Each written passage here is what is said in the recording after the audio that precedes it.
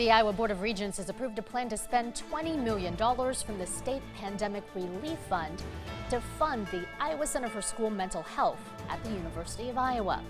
Our Roger Riley is in Iowa City, and he tells us more about the need for equipping teachers for this ever-changing classroom. Yeah, this sounds like a big program and a special need right now, Roger.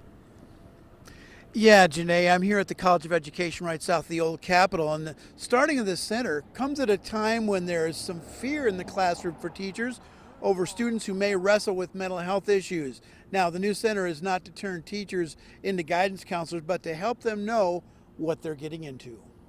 I mean, in terms of violence, period, in schools, whether it's gun violence or any type of violence, then again, we know that when we're seeing these kind of violent behaviors, then when we think back to what we were talking about before, the different types of stress and anxiety and depression and loneliness that people might be experiencing, if they are ill-equipped to manage all of those big feelings and big emotions that are creating issues and challenges in their life and process those things or know who to turn to help them. Terry Vogel-Gisang at the Iowa Center for School Mental Health said the goal of the students is graduating is to understand the mental health behaviors that they may encounter and to practice modeling how they deal with stress or anger in their own lives and show students a proper way to respond to things like anger or sadness. And also there is a new effort to inspire peers, students, to maybe help their classmates if they would see a warning sign of trouble.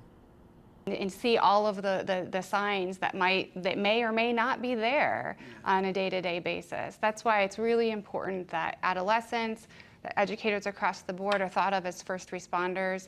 And again, not being trained to be school counselors, that's a different level of care.